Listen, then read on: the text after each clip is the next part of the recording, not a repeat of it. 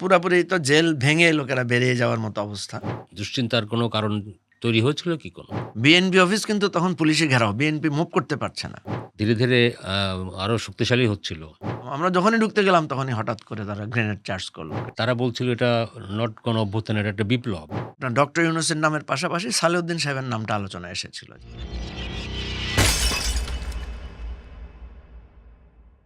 Voice of July podcast সিরিজের আজকের পর্বে আপনাদের স্বাগত জানাচ্ছি। এই পডকাস্ট সিরিজের আমরা চেষ্টা করি সেই সব অতিথিদেরকে আমাদের তাদের সাথে কথা বলতে চাই যারা জুলাই আন্দোলনের সঙ্গে গভীরভাবে জড়িত ছিলেন। তাদের সেই সময়কার গল্পটাই মূলত শোনার চেষ্টা করি। এবং আজকে যিনি আমাদের অতিথি জনাব মুজিবুর রহমান মঞ্জু, আপনারা নিশ্চয়ই চিনেন, এবি পার্টির চেয়ারম্যান।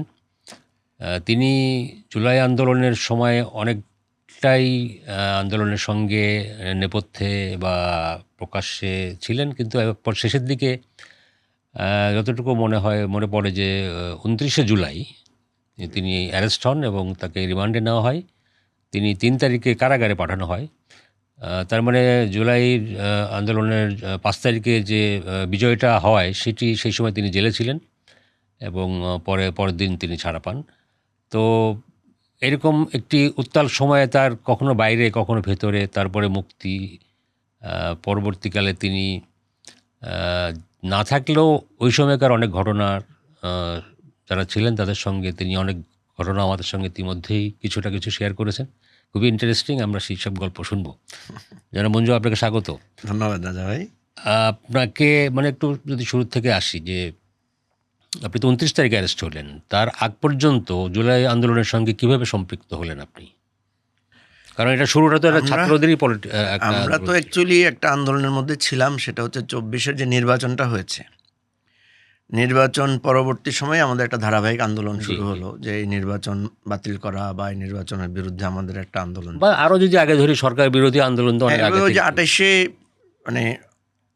অক্টোবর যেই ঘটনাটা ঘটলো, একটা মহাসমাবেশ বিএনপি অফিসের সামনে। আমরা যেহেতু যুগপৎ আন্দোলনে ছিলাম না, কিন্তু আমাদের আলাদা এবি পার্টির আলাদা একটা কর্মসূচি ছিল। আমাদের কর্মসূচি ছিল আমাদের অফিসের সামনে, আর বিএনপির প্রোগ্রাম ছিল বিএনপি অফিসের সামনে, আর জামাত একটা প্রোগ্রাম করেছিল আপনার শাপলা চত্বর, ওখানে আপনার মনে আছে? জি জি। তো সেদিন জামাতের প্রোগ্রামে কোনো ক্র্যাকডাউন হয় নাই, ক্র্যাকডাউনটা হয়েছে বিএনপির প্রোগ্রাম। এটার কি কারণ বলেন তো? অনেকে এটা ওই সময় কিন্তু বেশ এটা আলোচিত বিষয় ছিল যে জামাতকে সরকার কোনো বাধা দিল না, বিএনপিকে দিল। এটা আমরা যতটুকু শুনেছি সরকারের একটা স্ট্র্যাটেজি ছিল, জামাতের সাথে সরকারের একটা ডায়ালগ হয়েছে যে আপনারা একটার মধ্যে মিটিং করে চলে যেতে হবে, এই শর্তে তাদেরকে সেখানে স্থান দেয়। এটা যতটুকু শুনেছি, বাইদা ভাই, এটা জামাতের নেতারা হয়তো ভালো বলতে পারবেন। তো কারণ ওইটা তো জানেন যে সমাবেশ করার স্থান দেয়া, অনুমতি দেয়া, এগুলো নিয়ে খুব নাটকীয়তা ছিল। জামাত এটা মেনটেন করেছিল, জামাত সেটা মেনটেন করেছিল, ফলে ওদের সমস্যা হয় নাই, বা যদি মেনটেন না করতো হয়তো সমস্যা হতো, এ ধরনের কিছু ঘটনা ছিল। জামাত এত অনুগত হয়ে গেল, সরকার যেভাবে বললো সেভাবেই করলো। তখন তো জামাতের উপরে খুব রিপ্রেশন ছিল, জামাত প্রোগ্রাম করতে পারাটাই তাদের তখন একটা ক্রেডিট মনে করছিল আর কি, যে কোনোভাবে যদি আমরা একটা সমাবেশ করতে পারি তাহলে সেটা একটা ক্রেডিট হবে। এবং তারা কিন্তু একটা বেশ গোছালো প্রোগ্রাম করেছিল, গোছালো প্রোগ্রাম করে তারা প্রোগ্রামটা শেষও করেছিল। তো বিএনপির প্রোগ্রামে যখন অ্যাটাক করা শুরু করলো, মুখে পড়লাম আমরা, যেহেতু আমরা পল্টনের দিক থেকে যে অ্যাটাকটা হয়েছে ওখানে পড়ে গেলাম আমরা। এবং সেদিন আমাদের মঞ্চ ভাঙচুর করে দেওয়া হয়েছে, আমাদের অফিসে গুলি করা হয়েছে, এবং আমাদের অফিস মোটামুটি বলা যায় যে একটা রক্তাক্ত অফিস হয়ে গিয়েছিল। বেশিরভাগ বিএনপির লোকেরাই আহত, আমাদের যারা আহত ছিল আর কাঁদানো গেছে, তো আমরা খুবই বিপর্যস্ত ছিলাম। আমরা জুলাইতে ফিরি একটা। তো আপনি যেটা ধরলেন আর কি, যে আমরা ওই আন্দোলনের মধ্যে আমরা ছিলাম। এর মধ্যে দুটো নাটকীয় ঘটনা যেটা খুব আলোড়ন তুলেছিল, একটা হচ্ছে আপনার যে বেনজিরের দুর্নীতির ইস্যুগুলো খুব সিরিয়াসলি আসা শুরু করলো, এবং ওই কুরবানি ঈদকে সামনে রেখে বা কুরবানি ঈদকে কেন্দ্র করে একটা ছাগলকাণ্ডের ঘটনা ঘটেছে, মতিউরের ছাগলকাণ্ড। তো ওগুলো নিয়ে তখন ব্যাপক প্রতিবাদ, প্রোগ্রাম, সমাবেশ আমরা করছিলাম। এর মধ্যে আপনার হঠাৎ করেই একটা আকস্মিক ঘটনা, সেটা হলো যে আদালতের রায় আসলো যে আপনার ওই কোটা বাতিল করে দেওয়া হয়েছে। কোটা বাতিলের যে রায়টা ছিল সেটাই আদালত বাতিল করে মানে দিয়েছে, কোটা বহাল হয়ে তার কোটা বহাল হলো। তো এটা তো খুবই সিগনিফিক্যান্ট ইস্যু। আমাদের কাছে হঠাৎ মনে হলো ঘটনা কি। আরও রহস্যজনক যে এই রায়টা তো হয়েছে সরকারের বিরুদ্ধে, অ্যাকচুয়ালি সরকারের একটা অর্ডারের বিরুদ্ধে। সরকার অর্ডার দিয়ে কোটা বাতিল করেছে, আদালত রায় দিল সরকারের অর্ডারের বিরুদ্ধে। তাহলে এখানে তো সরকার অ্যাকিউজড, মানে সরকার বিবাদী, কিন্তু সরকারের আচরণ যেন এটা সরকারই করিয়েছে, ভাবটা এরকম সরকার। তো সেই কারণেই তো জুলাইয়ের আন্দোলনটা ওইটাই হচ্ছে সূচনা আর কি, শুরুটা। তো প্রথমেই আপনার এই ছাত্ররা একটা প্রোটেস্ট করলো। এটা ছিল একটা রেগুলার প্রোটেস্টের মতো, যে না আমরা এটা মানি না, এটা প্রত্যাহার করতে হবে। আমরা এটার জন্য একটা স্টেটমেন্ট দিলাম যে না, এই কোটা এটা তো হইতে পারে না, এটা ইনজাস্টিস, যেটা একটা সেটেলমেন্ট হয়ে গেল, এটা আবার কেন আসলো। তো তখন কিন্তু প্রচুর এটা নিয়ে উৎসুক মানুষের, যে ঘটনা কি। যেটা হয় আমরা সবাই মনে করি যে দৃষ্টিটাকে ফেরানোর জন্য হয়তো, মানে আমাদের রাজনৈতিক আন্দোলন চলছিল, কিন্তু আমাদের কাছে তখনই প্রথম থেকে মনে হয়েছে যে না, এটা একটা ইস্যু হবে। কারণ যেইটা আপনি জানেন 18 সালের আমাদের এই 15-16 বছরের আন্দোলনে আমি দুটো আন্দোলনের সাফল্য দেখেছি। অনেক আন্দোলন স্পার্ক করেছে, দুটো আন্দোলন সাফল্য দেখেছি। একটা হচ্ছে ওই যে আড়িয়াল বিলে এয়ারপোর্ট করার একটা সরকার পদক্ষেপ নিয়েছিল, কিন্তু ওখানকার লোকাল লোকেরা বাধা দিয়ে ঠেকিয়ে দিয়েছে। এটা একটা সাকসেসফুল মুভমেন্ট ছিল, mass movement, non political mass movement. আর একটা আন্দোলনের কাছে সরকার মানে টোন ডাউন করেছিল, সেটা হচ্ছে যে কোটা আন্দোলন। তো কোটা আন্দোলনে তো ছাত্ররা কোটা সংস্কার চেয়েছিল, তখনও আমরা সবাই মানে সংস্কারের পক্ষে সমর্থন দিয়েছিলাম। সরকার করলো কি, মানে শেখ হাসিনা মনে হয় একটু মান অভিমান করে উনি পুরো কোটাটাই বাতিল করে দিলেন। কিন্তু কোটা পুরো বাতিল তো করা যায় না আসলে, কারণ এখানে ডিজেবলরা আছে, মুক্তিযোদ্ধাদেরও তো কোটা আমরা বলেছিলাম এটাকে সীমিত করার জন্য। মুক্তিযোদ্ধা কোটা একেবারে বাতিল করার কমানো, কারণ বলা হচ্ছে যে পাওয়া যাচ্ছে না, এবং ভুয়া মুক্তিযোদ্ধা, ভুয়া অনেক কিছু তৈরি হচ্ছিল। তো আপনার এই কোটা আন্দোলনটা তখনই স্টার্ট হলো, এবং আমরা প্রথম থেকে মনে করছিলাম, যেহেতু মাহফুজ বা এই যে আক্তার, নাহিদ, এরা কিন্তু তখন ছাত্রশক্তি করতো, ছাত্রশক্তি নামে একটা সংগঠন, এরা নুরুদের সাথে অনেকটা কনফ্লিক্ট করে ওরা বেরিয়ে এসেছিল। তো যেহেতু এরা 18 কোটা আন্দোলনের ফিগার ছিল, বাট অনেক নিচের দিকে ছিল। আর আক্তার তো আপনি জানেন যে খুবই মানে তার অনেকগুলো মুভমেন্ট ছিল, যে আবরার ফাহাদের ঘটনায় সে আন্দোলন করেছিল। আক্তার তো আরেকটু পরিচিতি পেয়েছে ডাকসুতে, সে সমাজ কল্যাণ সম্পাদক ছিল নূরের সাথে।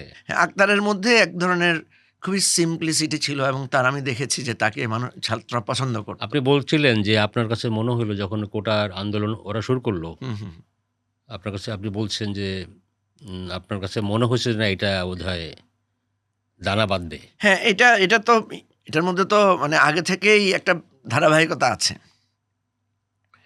এর মধ্যে কুরবানি ঈদ আসাতে একটু স্লথ হলো, এবং প্রথম আমার যেটা স্মৃতিতে মনে পড়ে সেটা হচ্ছে 4 জুলাই, সম্ভবত 4 জুলাই প্রথম একটা স্ট্রং প্রোটেস্ট হলো ছাত্ররা, এবং ওই স্ট্রং প্রোটেস্টে বোঝা গেল যে না, এটার মধ্যে ছাত্ররা এঙ্গেজ আছে। আমরা 4 জুলাইতে কিন্তু এটাকে আমরাও একটা প্রোগ্রাম দিলাম, বিবৃতি দিলাম যে, এবং ইন্টারেস্টিংলি অনেকে তখন এটাকে একটা গভর্নমেন্টেরই একটা খেলা মনে করছিল। আমাদেরও কিছু ভাই বেরাদার বন্ধুবান্ধব আছে যারা প্রথম দিকে বলল যে এটা একটা বাইলেটারাল খেলা হইতে পারে, যে দৃষ্টিটাকে ওইদিকে নিয়ে যাওয়া, মানে পলিটিক্যাল পার্টিগুলি যে আন্দোলন করছিল তাকে একটু ডাইভার্ট করার জন্য এই ধরনের কারো কারো বক্তব্য সেখানে আসছিল। কিন্তু আমরা যেহেতু একটু ছাত্রদের সাথে আগে থেকে সম্পৃক্ত ছিলাম, কোটা আন্দোলন থেকে শুরু করে সব কিছুতে, তা আমরা বললাম যে না, এটাকে এইভাবে মানে দেখা উচিত হবে না, এটা কিন্তু সিরিয়াস ইস্যু। তো বেসিক্যালি আমি যদি দেখি, আমরা যদিও বলি 36 জুলাইয়ের আন্দোলন, কিন্তু আন্দোলনটা রিয়েলি স্পার্ক করেছে মিনিংফুলি, সেটা হচ্ছে 14 তারিখ শেখ হাসিনা যখন চায়না থেকে ফিরে আসলেন, এবং কোটা নিয়ে যখন যেহেতু ব্যাপক ছাত্ররা যে প্রেসিডেন্ট ভবনে গেল স্মারকলিপি দিতে, তারপরে বড় বড় মিছিল হচ্ছিল, অন্যান্যরা এটাকে সমর্থন দিচ্ছিল, এরকম পরিস্থিতিতে আপনার মানে 14 জুলাই চায়না থেকে ফিরে এসে, প্রথমত হচ্ছে চায়না থেকে ফিরে আসাটা নিয়েও একটু উত্তাপ হয়েছে, যে কেন আসছে, শেখ হাসিনা কোনো লোন পাচ্ছে না, এক ধরনের মানে বিট্রায়াল একটা সিচুয়েশন। আমরা তো তখন তো পলিটিক্যাল ইস্যুতে উত্তাপ, আমরা আগেও বোধহয় চলে আসছিলেন। একটু অ্যাডভান্স চলে আসছেন, 1 দিন বা 2 দিন আগে চলে আসছেন কাট করে। তো ওখানে ওই তখনও আমার মনে হয় না যে উনি কোটার কারণে চলে আসছেন। তখনও আমাদের অ্যানালাইসিস হচ্ছে যে চায়নার সাথে ওনার খুব ভালো ডিল হয় নাই, মিটিংগুলো ভালো করে ফিক্স হয় নাই, বা কেউ কেউ মনে করেছে যে চায়না ওনাকে খুব বেশি স্পেস দেয় নাই, এরকম কিছু একটা হবে আর কি। ওখানে উনি খুব তুচ্ছ তাচ্ছিল্যের সাথে কিছু কথা বললেন। না, এটা তো আমরা সবাই জানি কি তুচ্ছ বলেছেন। তাচ্ছিল্যের সাথে কথা রাতে, বললেন। ওই দিন রাতে ক্যাম্পাসে ছাত্রীরা বেরিয়ে আসলো। ওইটাই আমার কাছে মনে আছে, এখনও আমার মনে পড়ে। না, আমি তখন পল্টন থেকে ধানমন্ডির দিকে আসছিলাম গাড়িতে, 9টার দিকে, 9টা বা 10টা 11টা এরকম, টাইমটা ঠিক মনে নাই। তো হঠাৎ করে ফোন আসলো যে ইউনিভার্সিটিতে তো খুব রিপারকেশন হচ্ছে। কি হচ্ছে বলে, আপনি ইয়াতে দেখেন, সোশ্যাল মিডিয়াতে দেখেন। তো সোশ্যাল মিডিয়াতে আমি দেখলাম যে এটা অনেক রাত হবে, মানে 10, 11টা 12টা হবে, যে মেয়েরা দলে দলে বেরিয়ে আসছে, তারপরে তুমি কে আমি কে, রাজাকার রাজাকার। প্রথম দিকে কিন্তু ওই তুমি কে আমি কে, রাজাকার রাজাকার, কে বলেছে স্বৈরাচার, এটা কিন্তু ছিল না। তো প্রথম দিকে শুধু তুমি কে আমি কে, রাজাকার রাজাকার, এটা খুব প্রমিনেন্ট হচ্ছিল। তো আমাদের কাছে তখনও মনে হচ্ছিল যে এটা একটা মিস ইন্টারপ্রিটেশন হইতে পারে। তো আমি মনে হয় 2-1জনের সাথে কথা বলছিলাম যে তোমরা এই স্লোগানটা কেন ইয়ে করতেছো, কারণ এটা নিয়ে তো ওরা পলিটিক্স করার সুযোগ পাবে, এবং যেটা করেছো পরের দিন তারা পরবর্তীকালে কিছু হয়েছে। হ্যাঁ, করেছো। তো পরে আমি দেখলাম যে ওরা এটাকে মানে কাভার করেছে সুন্দরভাবে, আরেকটা লাইন যুক্ত করেছে যে কে বলেছে স্বৈরাচার স্বৈরাচার। এনিওয়ে সেদিন রাতটা অনেক রাত, আমরা তো তাড়াতাড়ি আমি আবার ব্যাক করলাম ইয়ার দিকে, পল্টনের দিকে। আমাদের কাছে মনে হয়েছে যে এটা একটা বিরাট মানে স্কোপ তৈরি হয়েছে। সোশ্যাল মিডিয়াতে লেখালেখি, আমরা সবাইকে মানে সবার সাথে কানেক্টিং হয়ে গেলাম। মানে দেখেন একটা কি আশ্চর্য ব্যাপার, মানে ওই যে মানে 52 সালের ভাষা আন্দোলনে যেরকম হয় না, মানুষ মানে একটা ঘটনাকে কেন্দ্র করে সবাই কানেক্টেড হয়ে যায়, এইটা খুব স্পার্ক করলো। এবং বেশি আসলে মানে স্পার্কটা করলো বা সবার মধ্যে উদ্বুদ্ধটা করলো মেয়েরা, ছাত্রীরা যখন বেরিয়ে আসলো সবাই। না, জুলাইয়ের পুরো আন্দোলনেই তো ছাত্রীরা খুবই সামনের দিকে ছিল।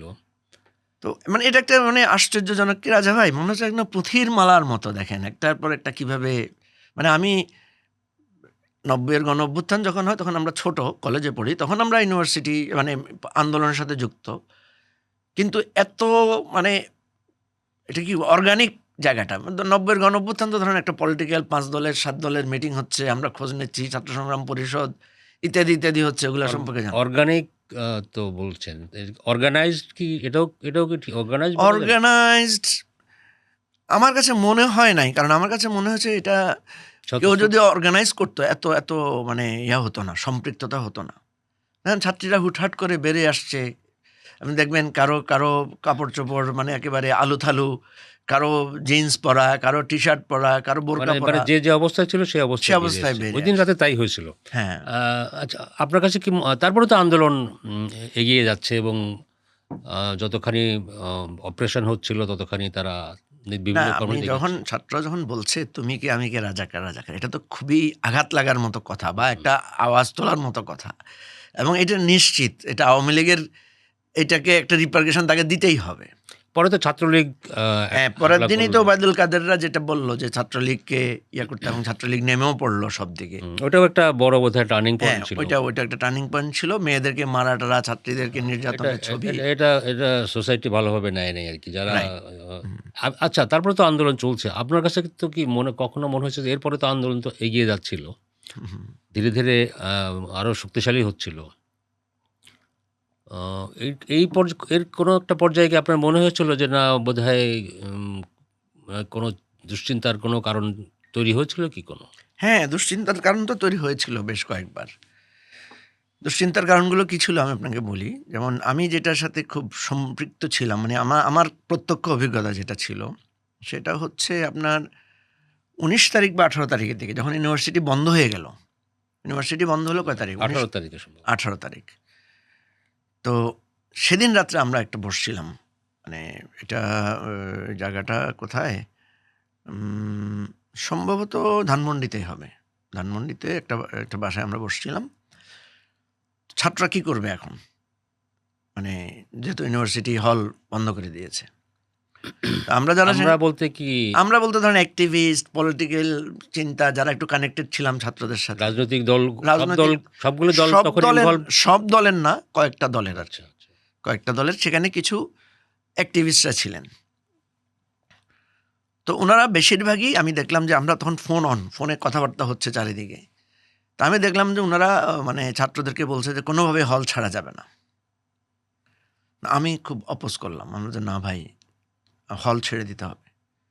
ইউনিভার্সিটি হল লিভ দিয়েছে, অথরিটি লিভ দিয়েছে, সুতরাং আপনারা ছাত্রদেরকে মিসগাইড করবেন না, ওদেরকে বলেন হল ছেড়ে দিতে।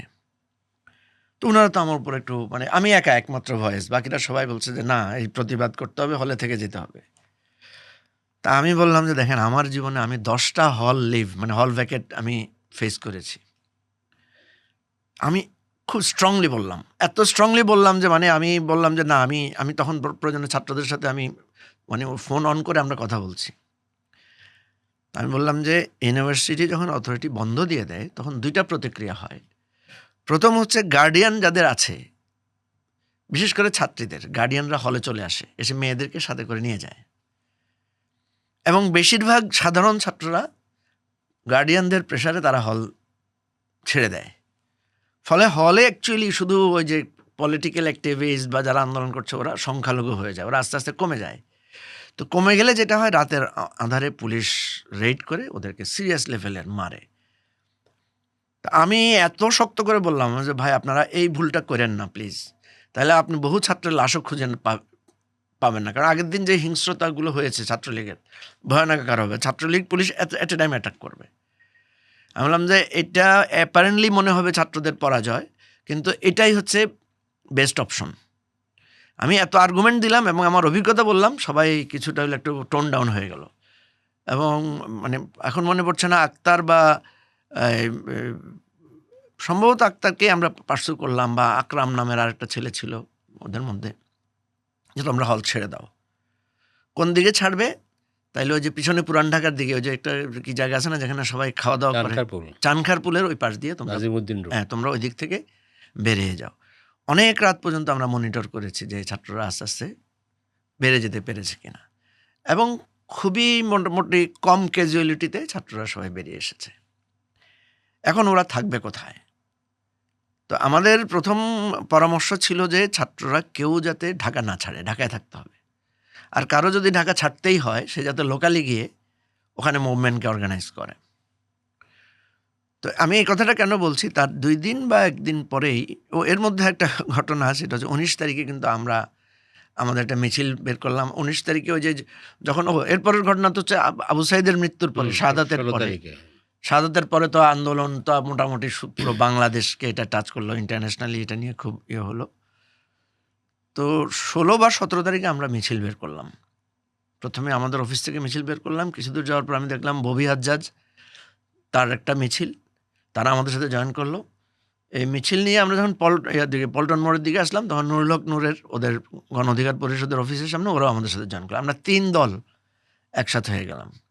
বিএনপি অফিস কিন্তু তখন পুলিশে ঘেরাও, বিএনপি মুভ করতে পারছে না। তা আমরা একটা বুদ্ধি করলাম যে আমরা বিএনপি অফিসের দিকে যাব। আমরা পুরোনো পল্টন হয়ে আপনার ওই যে এই বাংলা দৈনিক বাংলা মোড় হয়ে আমরা এর দিকে চলে গেলাম, নয়া পল্টন হয়ে বিএনপি অফিসের সামনে দিয়ে। তো বিএনপি অফিসের সামনে দিয়ে যখন আমরা যাচ্ছি, পুলিশ মানে একেবারে একাকার অবস্থা সেখানে। ওখান থেকে আমরা ওই দিন আহ্বান করলাম 2 জন ব্যক্তিকে, ওই সমাবেশে এখনও ভিডিওটা আছে, হয়তো খুঁজলে পাওয়া যাবে। আমরা বললাম যে এরকম একটা পরিস্থিতি হয়েছে, ছাত্ররা মানে সারা বাংলাদেশের মানুষ এত বড় নির্যাতন হচ্ছে। প্রফেসর ইউনুস এবং আবদুল্লাহ আবু সাইদকে আমরা আলাদা করে মেনশন করলাম, 2 জনকে, যে আপনারা সারা জীবন অনেক কিছুতে কাজ করেছেন, পলিটিক্যালি কখনো ইনভলভ হন নাই। আজকে আপনাদের কাছে আমাদের অনুরোধ, আপনারা ছাত্রদের পাশে থাকেন। তো এইটা স্পন্টেনিয়াসলি আমাদের মধ্যে এসেছিল কথাগুলো। যাই হোক, আমি যেটা বলছিলাম সেটা হচ্ছে যে 19 তারিখ আমরা মিছিল বের করেছি। পল্টন মোড়ে এসে দেখি সেখানে গণতন্ত্র মঞ্চের একটা সমাবেশ চলতেছিল। তো আমাদের মিছিল যেতে হলে তো ওদের উপর দিয়ে যেতে হয়। তা আমি তাৎক্ষণিক সিদ্ধান্ত দিলাম যে না, আমরা ওদের মিছিল অতিক্রম করে যাব না। আমরা গিয়ে গণতন্ত্র মঞ্চের সমাবেশে বসে পড়লাম। আমি সবাইকে বললাম যে সবাই বসে যাও মাটিতে। সবাই আমরা মাটিতে বসে গেলাম। আমরা বসে যাওয়ার পরে ওরা খুব তালি দিল, ওরাও বসে গেল। তারপরে ওখানে এই সাইফুল হক ভাই ছিলেন, রাষ্ট্র সংস্কার আন্দোলনের কাইয়ুম ভাই ছিলেন, জোনায়েদ সাকি ছিলেন। তা আমরা বললাম যে আমরা এখানে একটা গায়েবানা জানাজা করি। বিএনপি কিন্তু সেদিন গায়েবানা জানাজা দিয়েছিল ইয়াতে, এই এই বায়তুল মোকাররমে। জোনায়েদ সাকি আমাকে বললো যে আমরা একটা মিছিল করে তারপরে এসে গায়েবানা জানাজা করবো। ঠিক আছে চলেন। আমরা প্রেস ক্লাবের দিকে গেলাম মিছিল নিয়ে। প্রেস ক্লাবে আমাদেরকে আটকাই দিল পুলিশ। আটকাই দিয়ে বললো যে ওখানে যাওয়া যাবে না। আমরা বললাম যে আমরা তো এদিকে ঘুরে চলে আসবো। বললো যে না, ওখানে আদালতের আছে, আদালতের নিষেধাজ্ঞা আছে, যাওয়া যাবে না। তা আমরা অনেকক্ষণ তাদের সাথে ডায়লগ করে বললাম যে ভাই আমরা তো আদালত পর্যন্ত যাব না, হাইকোর্ট পর্যন্ত যাব না, আমরা এখানে জানাজা পড়বো, আমরা জাস্ট ওই গোল চক্করটার আগে দিয়ে আমরা চলে আসব। ওরা কি মানে আপনার ওয়্যারলেসে কার সাথে কথাবার্তা বলে হঠাৎ তারা ছেড়ে দিল যে ঠিক আছে যান। আমরা তো একটু খুশি হলাম যে পুলিশের ব্যারিকেড ভাঙতে পারলাম। আমরা যখনই ঢুকতে গেলাম তখনই হঠাৎ করে তারা গ্রেনেড চার্জ করলো, গ্রেনেড, তারপরে আপনার টিয়ার গ্যাস এবং সাউন্ড গ্রেনেড। হ্যাঁ, তো যখন এই ধাক্কা আমরা তো একটু অবাক হয়ে গেলাম যে পুলিশ একদম বেইমানি করলো। আমরা পুলিশের সাথে খুব শাউট করতেছিলাম যে আপনারা এত বড় বেইমানি করলেন, কি আশ্চর্য। এর মধ্যে তারা ফায়ার ওপেন করলো। আচ্ছা ভাই, এরকম ঘটনা তো অনেক আছে, মানে ধারাবাহিকভাবে বলতে গেলে অনেক সময় লাগবে। আপনি যেটা বলছিলেন যে আপনার কখনো কখনো আপনাদের চিন্তা হচ্ছিল, এই কথা থেকে আসলে খেই হারিয়ে অন্যদিকে চলে যায়। ওই 20 বা 22 তারিখের রাত্রেই হঠাৎ এই আমাকে আমাদের এক বন্ধু ফোন করলো যে নাহিদকে একটু, ও যেখানে আছে ওখানে নিরাপদ না, ওখান থেকে শিফট করতে হবে। তো আমরা নাহিদকে শিফট করে ধানমন্ডিতে একটা বাসায় এনে রাখলাম। তো ওখানেই আমরা যেটা বুঝলাম যে ওদেরকে এক ধরনের প্রেশার তৈরি করা হচ্ছে যে ডায়ালগের জন্য। তো এখানে যে জায়গাটা হয়েছে যে এই আন্দোলনের এটাও একটা সাকসেস জায়গা, যেটা আমার কাছ থেকে দেখা। এই যে ওরা যে 6 জনের পদত্যাগের দাবি দিয়েছিল, হ্যাঁ, এটা নিয়ে তারপর ডায়লগ করা, তারপর তাদেরকে তুলে নিয়ে ডিবি অফিসে নিয়ে যাওয়া, সেখান থেকে চাপ দেওয়া, সেখান থেকে একটা লিখিত আপনার স্টেটমেন্ট আনা, এই সবগুলোতে মনে হচ্ছিল যে আন্দোলন মানে এক ধরনের দ্বিধা সংকোচ, এক ধরনের মিসট্রাস্ট তৈরি হয়ে যেতে পারে। তো অ্যাকচুয়ালি যেটা হয়েছে যে এটা সত্য যে এটা আন্দোলনের কারো একক নিয়ন্ত্রণ ছিল না। কেউ এইদিকে করছে, কেউ ওইদিকে করছে, এবং দেখা যাচ্ছে আবার হুট করে ঢাকার বাইরেও আন্দোলন ছড়িয়ে পড়ছে। আপনার ফেনীতে, আপনার ওই যে রাজশাহীতে, যেমন ধরেন রাজশাহী ইউনিভার্সিটিতে, জাহাঙ্গীরনগর ইউনিভার্সিটিতে তো আরও অন্যরকম কাণ্ড ঘটে গেল। ছাত্রলীগকে তারা বেরই করে দিল সবাই মিলে। তো এগুলোর কারণে যেটা হয়েছে আন্দোলন মানে ছাত্ররা মাঝে মাঝে দ্বিধাগ্রস্ত হয়েছে। আমাদের কাছে মনে হয়েছিল যে হাসিনা কোনো না কোনোভাবে ম্যানেজ করে ফেলতে পারে, হ্যাঁ। এবং যখন ওই যে ওরা বলেছিল যে 6 জনের পদত্যাগ করলে আন্দোলন, আমরা ঠিক আছে আমরা ডায়লগে বসবো, তখন আমার কাছে মনে হচ্ছে না যে হাসিনা এই টোপটা নিয়েও নিতে পারে। আমাদের এটা সত্য কথা যে আমরা যারা পলিটিশিয়ান বা আমরা যারা পলিটিক্সের সাথে সরাসরি ইনভলভ, আমাদের এটা ঝোঁক ছিল শেখ হাসিনাকে ফেলে দিতে হবে, শেখ হাসিনার পতন ঘটায় ফেলতে হবে এটাকে। বা ছাত্রদের কিন্তু শুরু থেকে এইদিকে মনোযোগটা ছিল না। ছাত্রদের মনোযোগ ছিল যে তারা কোটা দাবি, এবং কোটা দাবির পরে পরে তাদের সাথে কিন্তু অনেক দাবি ঢুকে এঙ্গেজ হয়ে গেছে। যে কারণ আবু সাঈদের হত্যা, এটা তো একটা দাবিতে অন্তর্ভুক্ত হয়ে গেল। ছাত্রীদের উপর নির্যাতন, এটা একটা দাবিতে অন্তর্ভুক্ত হয়ে গেল। বিশ্ববিদ্যালয় বন্ধ হয়েছে, বিশ্ববিদ্যালয় খুলে দিতে হবে, এটা একটা দাবিতে অন্তর্ভুক্ত হয়ে গেল। সুতরাং ওই কোটার দাবি কিন্তু আর কোটার মধ্যে থাকলো না, এবং এটা ফাইনালি এমন রূপ পরিগ্রহ করেছে। এবং যখন গ্রেফতার করা হলো, দেখা গেলো বিএনপির লোক, জামাতের লোক, না আমরা তো ধরেন এই 24-এর মানে যেদিন আমরা গুলিবিদ্ধ হলাম, ওই যে প্রেস ক্লাবের সামনে যেটা আপনাকে বললাম, গুলিবিদ্ধ হওয়ার পর কিন্তু আমরা সবাই এক ধরনের ইনসিকিউরিটিতে পড়ে গেলাম। আপনার দল বা অন্য পলিটিক্যাল পার্টি তারা আসলে সরাসরি ইনভলভ কখন থেকে হয়েছিল? আমার দেখা যেটা রাজা ভাই, কারণ আমরা তো এক একজন বলছি, আমরা কিন্তু সবাই সবকিছু দেখি নাই, যে যার জায়গা থেকে দেখেছি। আমরা বলতে গেলে কি গণতন্ত্র মঞ্চ, এবি পার্টি, গণ অধিকার পরিষদ, এনডিএম, আমাদের যে দলগুলো ছিল মানে বিএনপি জামাতের বাইরে, আমাদের একটা নিজেদের মধ্যে কমিউনিকেশন ছিল। আমরা স্টেটমেন্ট দিতাম, আমরা ছাত্রদেরকে নানা ধরনের অ্যাডভাইস করতাম। আর এর বাইরে আমি জানি না যে মানে সিপিবি ওরিয়েন্টেড যে লেফট ব্লকটা আছে, তারা এই আন্দোলনের সাথে ওইভাবে সক্রিয়ভাবে ছিল কিনা, কিন্তু তারাও রাজপথে সক্রিয় ছিল। তাদের উদীচী, তাদের বিভিন্ন কালচারাল পারফরমেন্স ছিল। বিএনপির জায়গাটা আমি আপনাকে বলি, বিএনপির জায়গাটা অদ্ভুতটা কি, বিএনপির তো মির্জা ফখরুল ইসলাম আলমগীর ছাড়া ম্যাক্সিমাম নেতারা কিন্তু তখন গ্রেফতার হয়ে গেছেন, আর বাকিরা এত ডিপ আন্ডারগ্রাউন্ডে যে ওনাদেরকে কোনো কমিউনিকেশন করা যাচ্ছে না। ফখরুল ভাই আছেন, কিন্তু টেকনিক্যালি উনি বারবারই বলছেন যে এই ছাত্র আন্দোলনের সাথে আমাদের সমর্থন আছে, আমাদের নৈতিক সমর্থন আছে, কিন্তু আমরা এটার সাথে ইনভলভ না। কিন্তু ফিল্ড লেভেলে আমরা দেখছি যে বিএনপির লোকেরা ইনভলভ হয়ে গেছেন বিভিন্ন ক্ষেত্রে, বিশেষ করে মিছিল মিটিংয়ে বিএনপি। ওইটার কোথাও একটা স্ট্র্যাটেজি ছিল কিনা উনি যেটা বলছেন? ডেফিনেটলি স্ট্র্যাটেজি যে এটা আপনি বুঝবেন ভালোভাবে, কিন্তু তারেক রহমান আলাদাভাবে ছাত্রদের সাথে কমিউনিকেশন এস্টাবলিশ করেছেন কিভাবে? এদিকে শিলং থেকে সালাউদ্দিন ভাই কমিউনিকেশন করতো আমাদের সাথে, ছাত্রদের সাথে।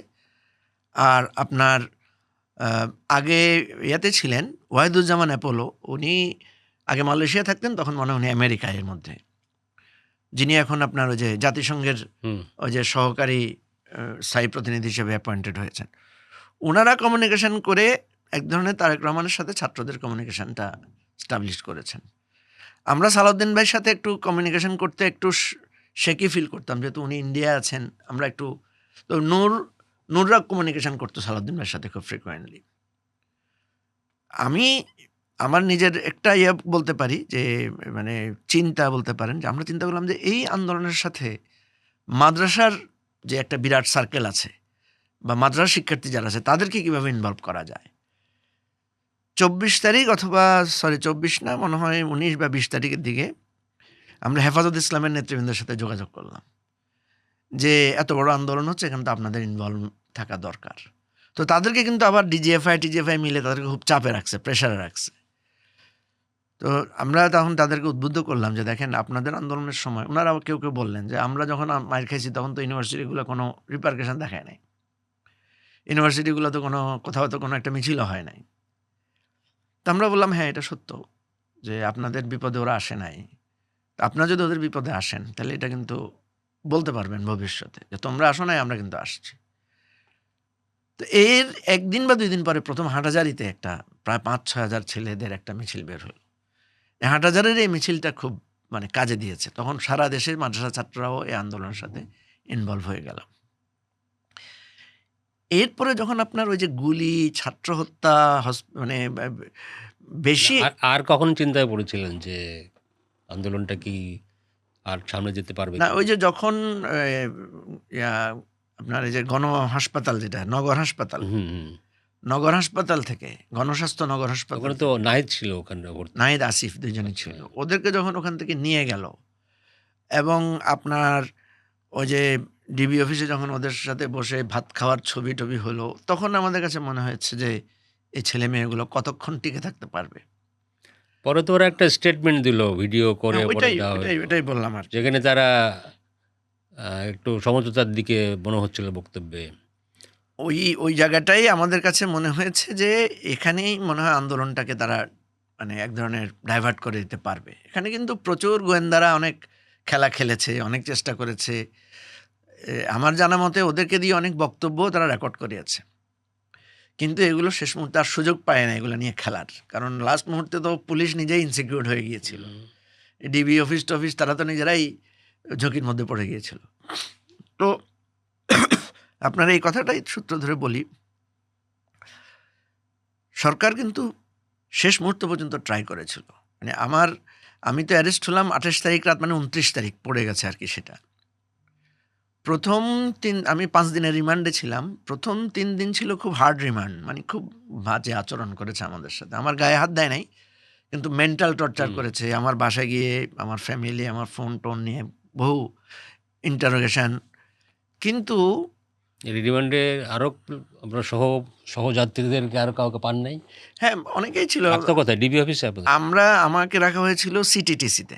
মানে ডিবি থেকে একটা আলাদা, ওদের আবার ওই যে কি ট্রান্স ক্রাইম, সিরিয়াস ব্যাপার। পুলিশ যে এত ইকুইপড ওখানে দেখে বুঝলাম আর কি। আমাদের পাশে ডিবি অফিসে তখন এরা ছিলেন, এই যে রিজভী ভাই, জামাতের এই গোলাম পরোয়ার ভাই, তারপরে আপনার যে ছাত্রদলের এখন যে আপনার মিনিস্টার, এরা ওই পাশে ছিলেন, নূরটুররা ওই পাশে ছিলেন, আন্দালিবরা ওই পাশে ছিলেন। আমরা ছিলাম, মানে আমি আইসোলেটেডলি ছিলাম আপনার সিটিটিসিতে, ওখানে আরও অনেকে ছিলেন। তো মানে পুলিশ যখন বিভিন্ন জায়গায় আক্রান্ত হলো, তখন কিন্তু পুলিশের মধ্যে এক ধরনের শঙ্কা, ভয়ভীতি বা এক ধরনের অনিশ্চয়তা তৈরি হলো। পুলিশের ফ্যামিলি প্রেশার বাড়লো। মানে আমি আপনাকে যেটা বলছি, ১ বা ১ তারিখের পর থেকে আমি দেখলাম পুলিশের চেঞ্জ হয়ে গেছে। রিমান্ডের টোন চেঞ্জ হয়ে গেছে। একদিন তো হঠাৎ করে দেখলাম যে অনেক পুলিশ অফিসার আসলো, সব ইয়াং, আমাকে ডেকে নিল। মানে আমাকে মানে হাজত থেকে মাঝে, মাঝে ওদের ইন্টারোগেশনে যখন নিয়ে যায় ওদের রুমে, অফিসে। তো অনেকে দেখলাম যে নতুন করে এসে পরিচয় হলো, আমার ইউনিভার্সিটির ছাত্র-টাত্র এসে পরিচয় দিল। কেউ একজন এসে বলল যে আমি আপনার ভাগিনার ক্লাসমেট। এইভাবে দেখলাম যে খুব অন্তরঙ্গ আলোচনা। তো আমি বললাম যে, "কি বিষয় বলেন?" তো বলল যে, "দেখেন পুলিশের উপরে যে নির্যাতন হচ্ছে।" তো আমাকে অনেকগুলো ছবি দেখালো, যেগুলো খুব মানে মানে টাচ করে। ঝুলিয়ে রাখা হয়েছে, পুলিশের ব্রুটাল ছিল। ব্রুটাল ছিল। তাই আমি বললাম যে, "এটা দায় কার বলেন? এখন আমরা কিভাবে এগুলো থামাবো? আপনারা এখন ধরেন আন্দোলন তো ছড়িয়ে গেছে। কে কোথায় কি করতেছে, কার কমান্ড, কার, আমাদের তো কমিউনিকেশন বিচ্ছিন্ন। আপনারা ইন্টারনেট বন্ধ করে দিয়েছেন।" মানে আমি এক ধরনের মানে ডায়ালগের মতোই তাদের সাথে করছিলাম। তো এক পর্যায়ে তারা বলল যে, "ভাই এটা থামানো যায় কিভাবে? একটা নেগোসিয়েশন আসা যায় কিভাবে?" তো আমি বললাম যে, "নেগোসিয়েশন আপনারা কিভাবে করবেন? এটা তো প্রাইম মিনিস্টার, মানে একদম টপ লেভেলের ইস্যু। আপনারা সবাই তো অনেক জুনিয়র লেভেলের অফিসার, ডিসি লেভেল বা এডিশনাল কমিশনার লেভেলের লোকজন।" তো বলল যে, "না, আমাদের ওখানে অ্যাক্সেস আছে।" তো বুঝলাম যে তারা খুব ওয়েল কানেক্টেড। মানে তখন তাদের কমিউনিকেশনটা খুব ডাইরেক্ট আরকি।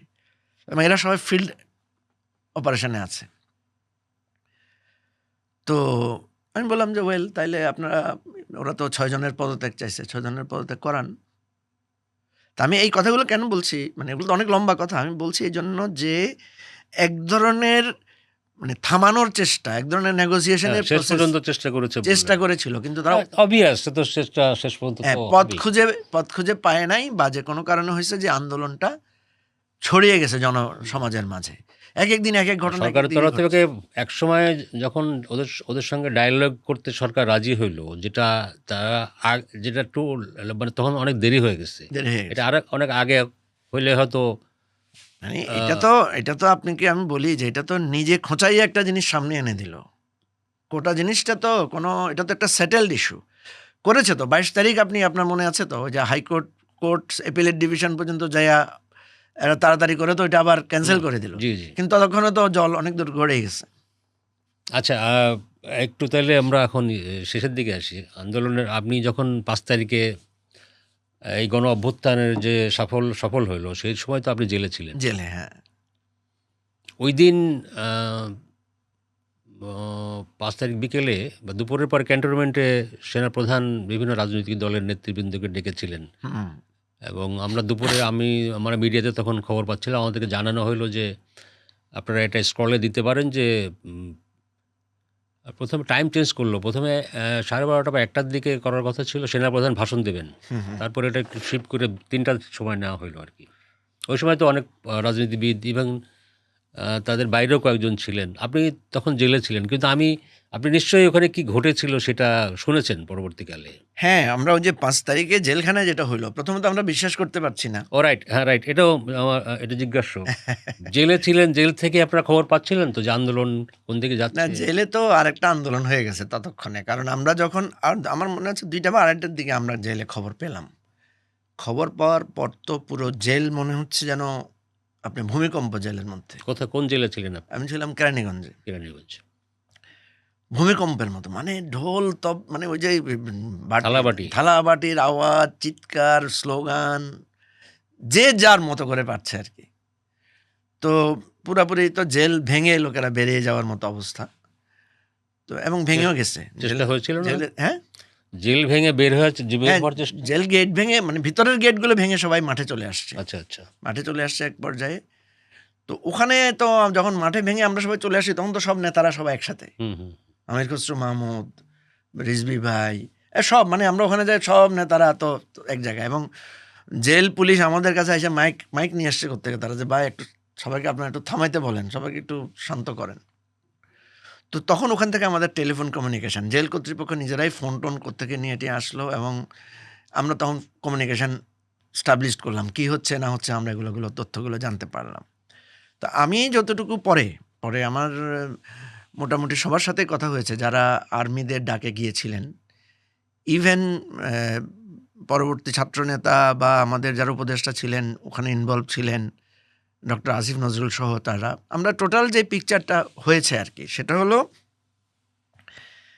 যে সেনাপ্রধান একটা ভাষণ দিবেন এবং উনি ভাষণে কি বলবেন, বেসিক্যালি এটাই উনি পরামর্শ করার জন্য ওই যে রাজনৈতিক নেতৃবৃন্দকে উনি সেখানে সমবেত করেছিলেন। তো সেখানে সম্ভবত জাতীয় পার্টির পক্ষ থেকে আমাদের যে ইঞ্জিনিয়ার কি যেন জি এম কাদের সাহেব আর সম্ভবত আনিসুল ইসলাম মাহমুদ ছিলেন। শুধু ওনারাই হঠাৎ করে বললেন যে কি করণীয় এখন। উনি আর্মি চিফ যখন প্রথম হচ্ছে যে নেতাদেরকে তো পাওয়া যাচ্ছে না, সবাই তো ফোন বন্ধ, কেউ আন্ডারগ্রাউন্ডে। তো সম্ভবত আর্মির পক্ষ থেকে বা আর্মি হেডকোয়ার্টার থেকে খুব সহজে কমিউনিকেশন স্টাবলিশ করতে পেরেছেন ওনারা মির্জা ফখরুল সাহেবের সাথে আর হচ্ছে আপনার জামাতের আমিরের সাথে। বাকি ম্যাক্সিমাম নেতাদেরকে ওনারা কানেক্ট করতে পারেন না, যেমন আমাদেরকে তো পান না, আমি তো জেলে, আমাদের নাম্বারও তো হয়তো হ্যাঁ নাম্বারও তাদের কাছে ছিল না। আর নাম্বার তো নাই, সবাই নাম্বার তো তখন বন্ধ, আমরা তখন বিকল্প নাম্বার সবাই ব্যবহার করছি। তো আমাদের এই যে মান্না ভাই বলেন, মাহমুদুর রহমান মান্না ভাই বলেন, জোনায়েদ সাকি বলেন, এরা কেউ কিন্তু আর্মির কমিউনিকেশনে যায় না। এরা খবর পেয়ে টেলিভিশনে যখন স্ক্রলে দেখেছেন যে মিটিং হচ্ছে, এরা নিজ থেকেই সবাই কমিউনিকেশন করে করে গিয়েছেন। জোনায়েদ সাকিরটা তো খুব ইন্টারেস্টিং। জোনায়েদ সাকি যখন শুনলেন যে এরকম হয়েছে, তখন উনি ফোন ওপেন করলেন, প্রথম তার স্ত্রীর সাথে তার যোগাযোগ হলো। স্ত্রী তাকে বলল যে থেকে সেনা ওখান থেকে তো খুঁজছিল, তোমাকে তো পাওয়া যাচ্ছে না। তখন যোগাযোগ করে ওরা বলছে যে আমরা তো এখন আর আপনাকে গাড়ি প্রোভাইড করতে পারবো না, আপনি পারলে জাহাঙ্গীর গেটে চলে আসেন। তো জোনায়েদ সাকি কিন্তু নিজের উদ্যোগেই জাহাঙ্গীর গেটে গিয়েছেন। এইভাবে অনেকেই খবর পেয়ে দৌড়ে দৌড়ে গিয়েছেন আর কি। ওখানে গেটে একটা ড্রামের উপর দাঁড়িয়ে বক্তৃতাও করেছেন, যেটা নিয়ে খুব সমালোচনা হয়েছে যে রাজনৈতিক নেতারা এইভাবে নিজে বেকার হয়ে ক্যান্টনমেন্টে গেলেন, এটা নিয়ে খুব সমালোচনা শুনতে হয়েছে। যাই হোক, সেখানে শুধুমাত্র জাতীয় পার্টির নেতারা আর্মিকে বললেন যে আপনারা টেক ওভার করেন, আর বাকিরা সবাই বললেন যে না, মানে এটা এইভাবে কোনো করা যাবে না।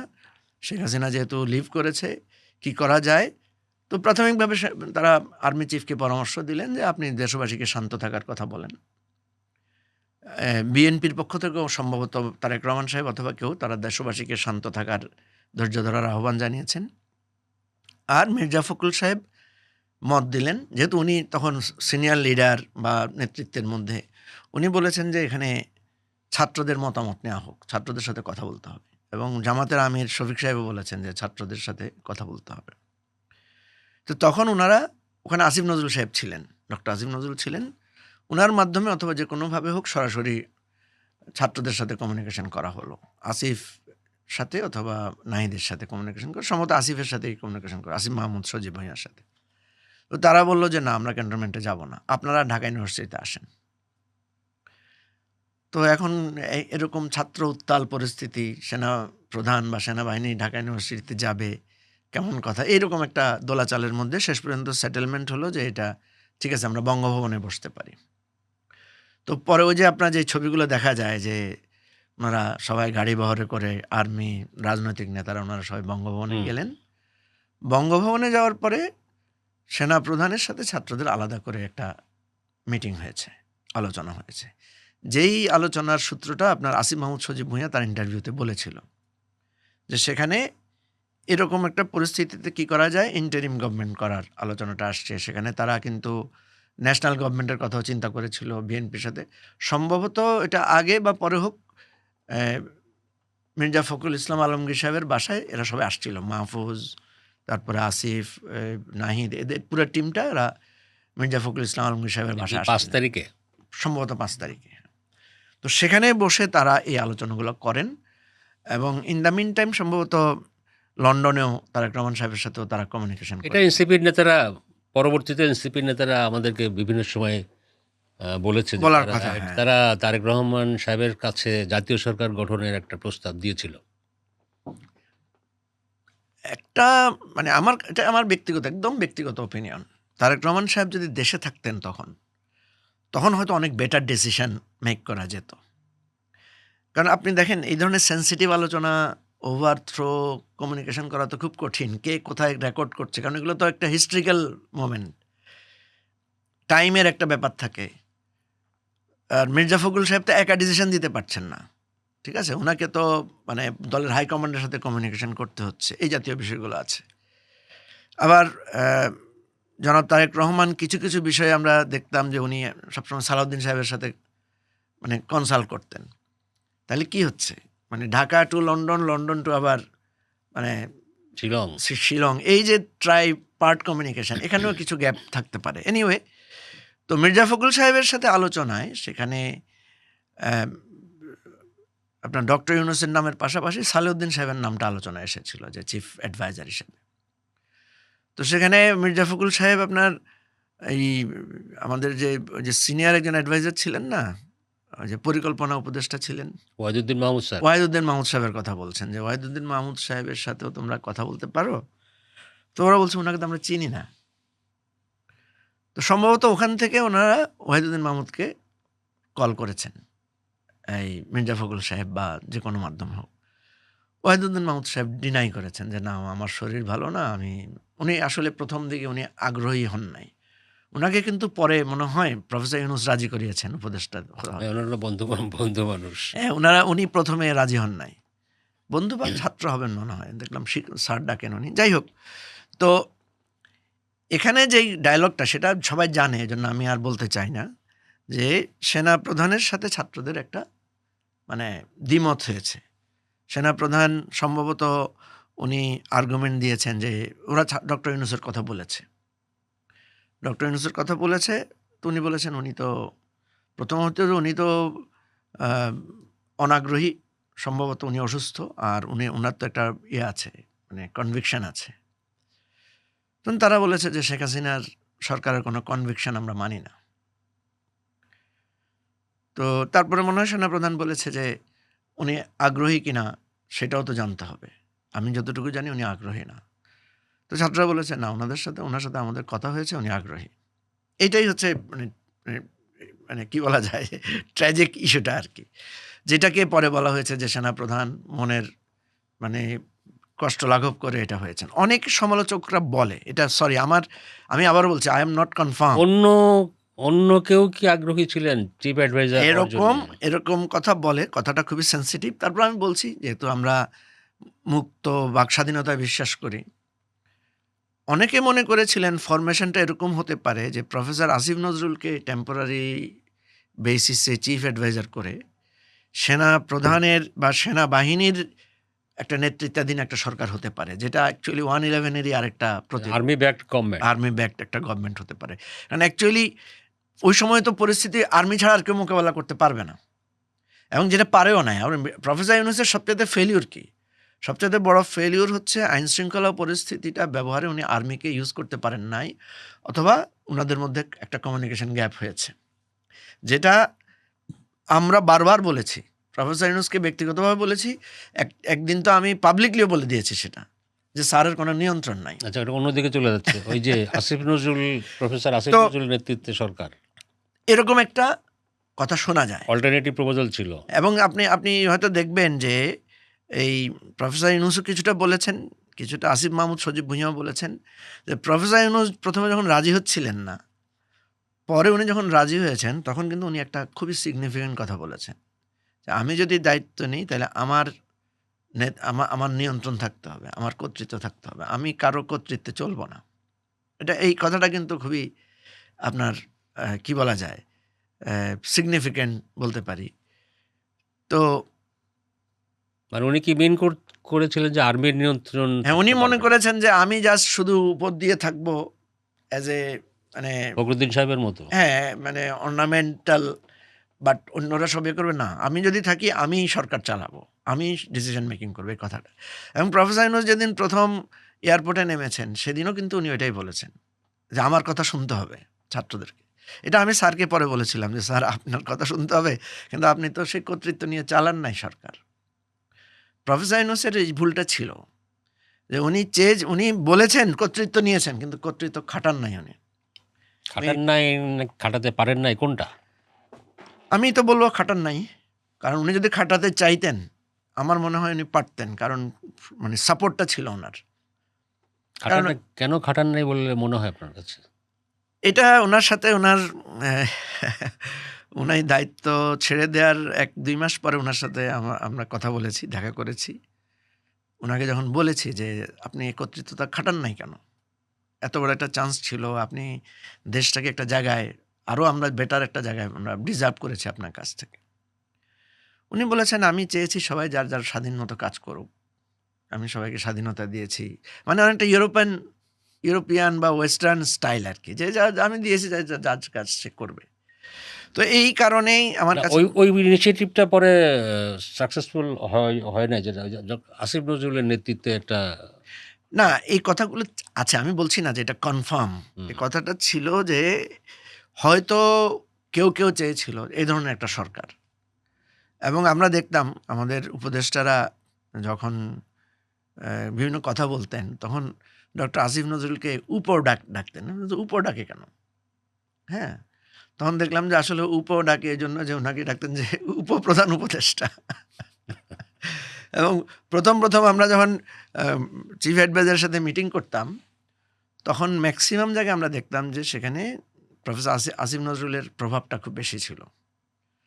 ওনার ডিরেকশন, ওনার নির্দেশনা বা ওনার সাজেশন খুব গুরুত্ব পেত। শেষের দিকে এসে কিছুটা তখন দেখলাম অন্যরা ডক্টর খলিল সহ অন্যান্য আরও 2-1 জনের প্রভাবটা বেড়েছে আর কি, বা আসিফ নজরুল সাহেবের প্রভাবটা কিছুটা কমেছে। তো আপনার কাছে এই যে পুরো ঘটনা বলি, এর মধ্যে সবচাইতে সিগনিফিক্যান্ট কোনটা মনে হয়েছে এই জুলাই গণ অভ্যুত্থানের জন্যে? জুলাই গণ অভ্যুত্থানের জন্য যদি আপনি ভাগে ভাগে বলেন, প্রথম হচ্ছে শেখ হাসিনার মানে পতনটা একটা হচ্ছে যে মানুষ যখন পুলিশের উপরে আক্রমণ শুরু করেছে, জনগণ যখন পুলিশের উপরে খেপেছে এবং সরকারি মানে স্থাপনাগুলোর উপরে যখন অ্যাটাক করা শুরু হলো, এটা একটা সিগনিফিক্যান্ট সাইন যে সরকার কিন্তু ডিক্লাইন করতেছে। এবং পুলিশের উপর যখন অ্যাটাক করা শুরু করলো পুলিশ কিন্তু ভয় পেয়ে গেল, পুলিশ পিছু হটে গেল। এটা একটা জায়গা। আর আগে তো বলেছি যে ছাত্রীদের মিছিল, আবু সাইদের শাহাদাত, এগুলো এক একটা ঘটনা। মানে ফাইনালি হচ্ছে সেনাবাহিনীর ডিক্লাইন করাটা। আমরা কিন্তু কিছু খবর পাচ্ছিলাম যে খবরগুলোর কোনো অথেন্টিসিটি নাই বা আমাদের কাছে কোনো প্রমাণ নাই, কিন্তু স্ট্রং মানে রেফারেন্স আছে। যেমন আমাদের কাছে খবর আসছিল যে ক্যান্টনমেন্টে মিটিং হচ্ছে, ক্যান্টনমেন্টে জুনিয়র অফিসাররা সবাই এসেছেন, সেনাপ্রধান ওনাদের সাথে মিটিং করেছেন। সেখানে সবাই বলেছেন ন, আমরা এই ধরনের রেজিমকে আমরা আর করবো না, বা আমরা এই রেজিমের জন্য গুলি চালাবো না।